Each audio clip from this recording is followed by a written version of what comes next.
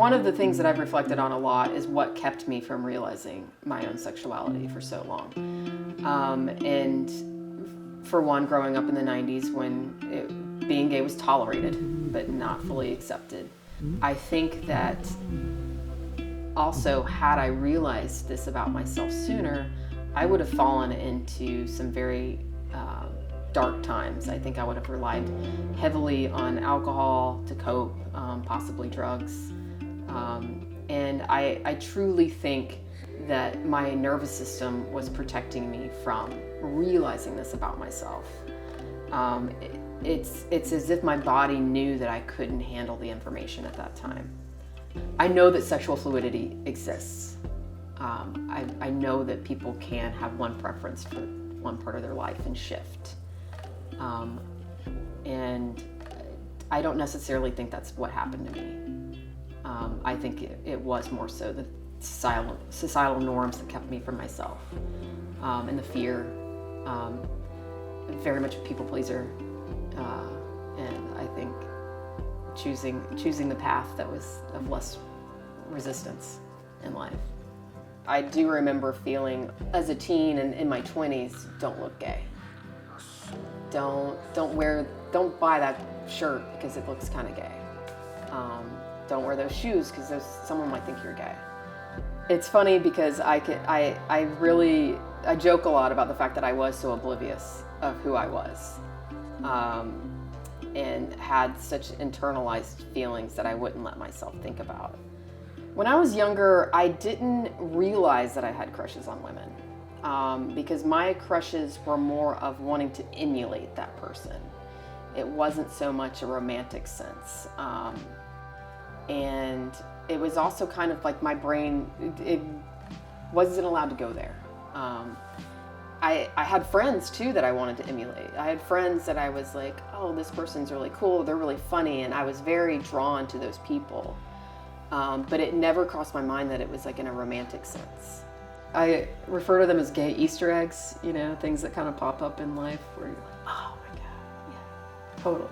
Constantly in my life, I was kind of like having these thoughts of like, could you be gay? And then it was immediately like written off, like, no, you're not gay, because you get along with men and you guys have fun together and you have good conversations together.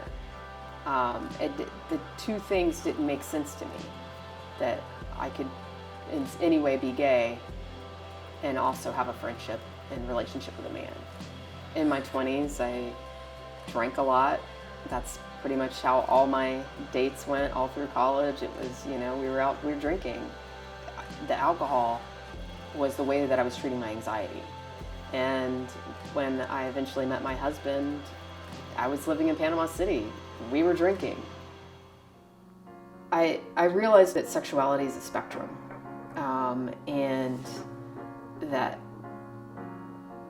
we've got 100% straight over here, 100% gay, and there's a lot of gray area in the middle. It is not black and white. I can be attracted to a man and find a man cute, attractive, handsome, and still be gay, and still prefer to be with women. And I think that's where people kind of get lost in the definitions of sexuality, and question where they land. There were several moments that happened where I was like, not gay. And it's kind of funny that I even thought that, looking back, but for instance, a friend of mine, a female friend of mine, kissed me at a bar one night. Very uneventful kiss, peck, over in 2 seconds. And I remember thinking in that moment, I'm not gay. Like, I didn't feel anything with that. Like, not gay. And that was like what I needed for the time being to convince myself that I wasn't gay. I didn't think I was any different than my friends who didn't want to have sex with their husbands, because that was a conversation that I had with a lot of my friends. We were just talking about how it feels like a chore to have sex. It's like another thing on my to-do list that I have to do, and I don't want to do it. And so I think that was very much a way that I was able to convince myself, again, not gay. Everybody, like all women feel this way. Like, men are kind of gross.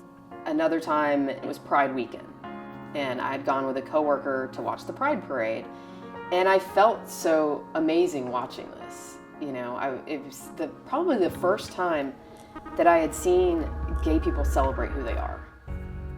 And it felt very powerful to me, because here I am watching, you know, people from Coca-Cola, Atlanta firefighters, all just like really proud of who they are, and doing so in such a public manner. And I remember leaving there and I was like, God, I'm such a proud ally. Like, it feels so good for them that they're able to live their lives like that. And like, what a vast difference that is from what I saw as a kid.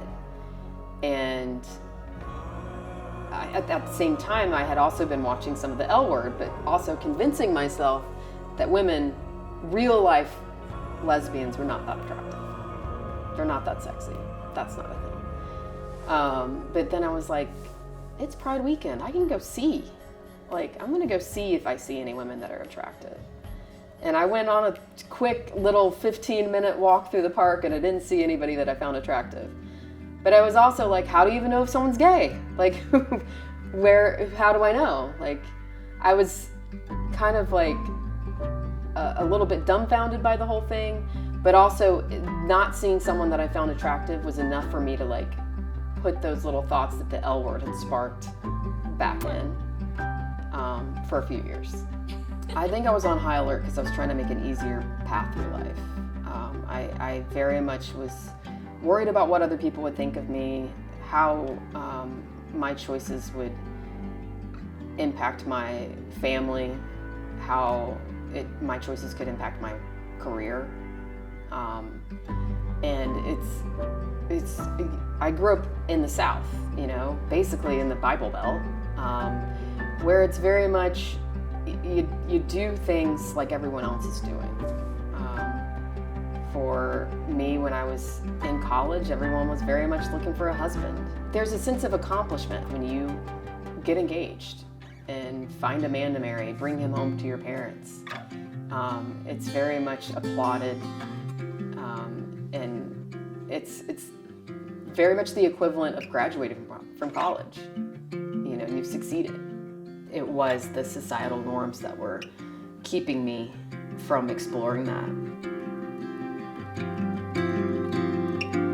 I will say that Brene Brown is one of the people that helped me the most. She, in her book Daring Greatly, she talks about the man in the arena, which is a Theodore Roosevelt quote. And he talks about how if you are in the arena, dirty and marred, putting yourself out there, you don't care about anyone else's opinion unless they're in the arena with you. And that's what I started thinking about. I'm like, I don't care. If you're not doing the hard stuff too, I don't care about your opinion. And I knew it was going to be hard. I knew that. And I knew I was going to be judged for it. But I also knew I needed to do it. I needed to do it for myself in order to truly live my life the way that I wanted. I didn't want, I do the deathbed scenario. If you are on your deathbed, what regrets will you have? And I thought this would absolutely be my top regret.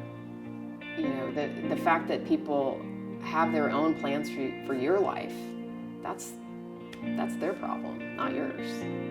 It's easy to sit there and be like, well, I didn't get to live my adolescence in the way that I truly should have. It's not so much of a regret as to what happened, that it happened that way.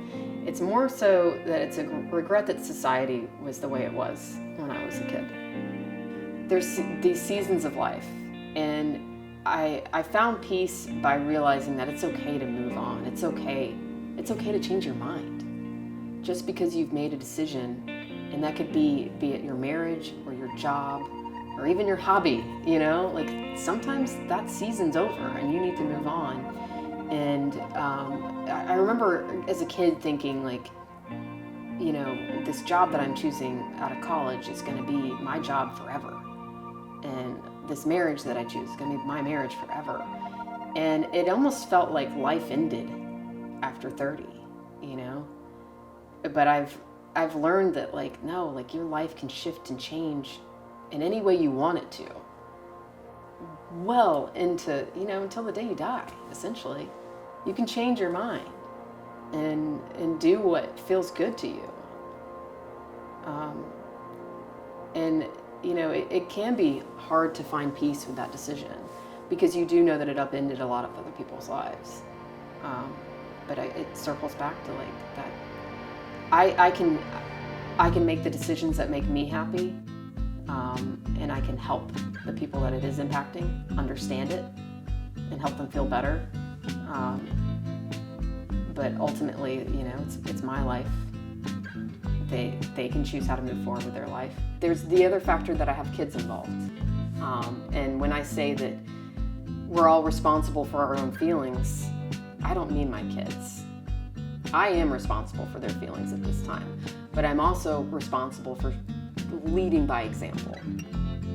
And I thought about what would I want for my kids if my son or daughter came to me as an adult and said, I'm in this great marriage, but there's something inside of me that is unfulfilled, and there's something inside of me a part of me that I need to live.